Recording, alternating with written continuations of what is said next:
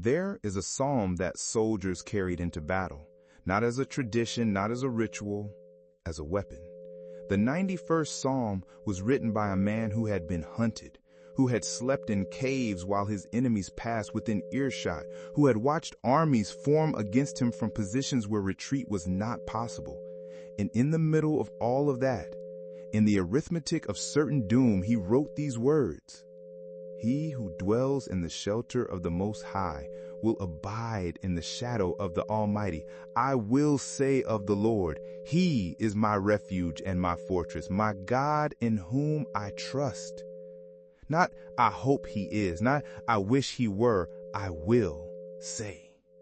That is a declaration. That is the warrior doing something with his mouth that changes the atmosphere of the battlefield.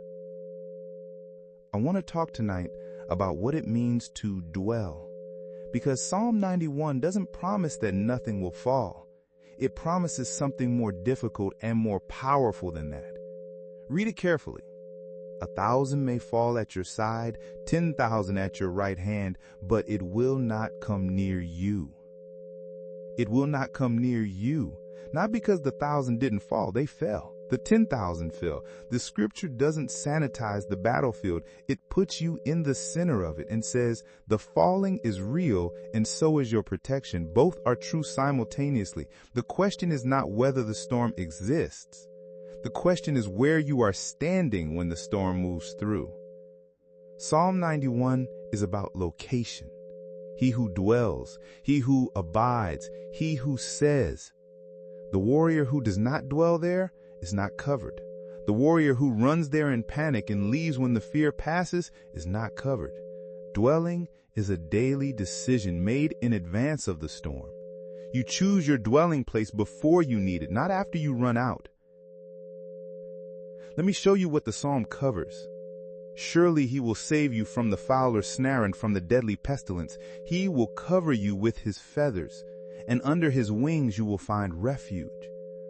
I want you to sit with that image for a moment. Feathers, wings.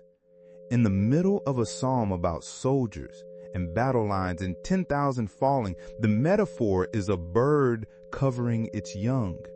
The warrior running to protection is not diminished by the image.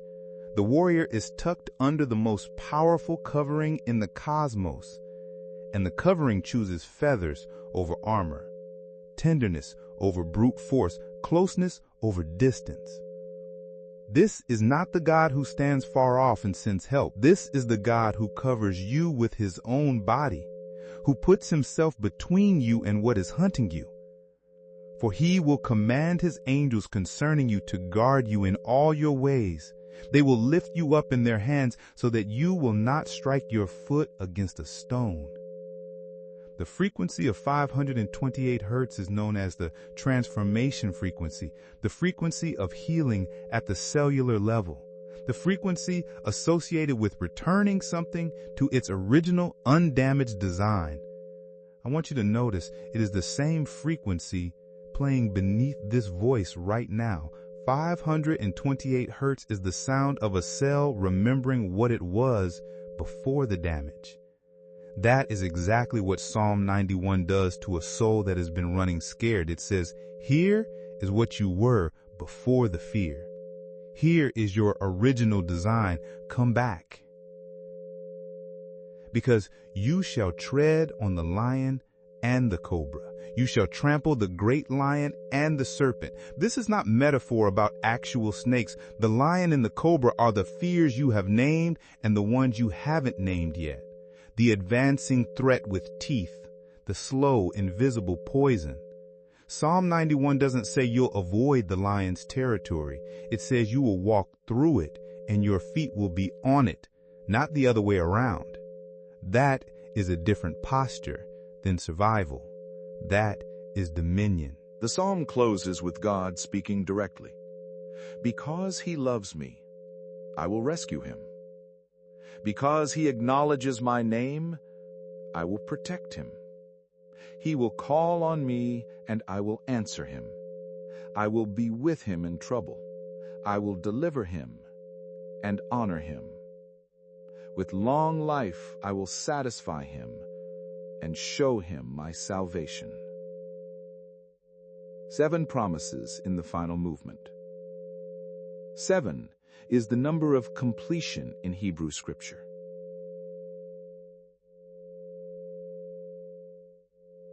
God is not offering a maybe. God is making a sworn declaration, the same kind of declaration the warrior makes at the beginning of the psalm. I will say, says the psalmist, because he loves me, I will rescue him.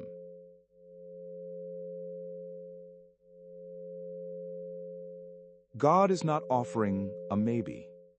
God is making a sworn declaration, the same kind of declaration the warrior makes at the beginning of the psalm. I will say,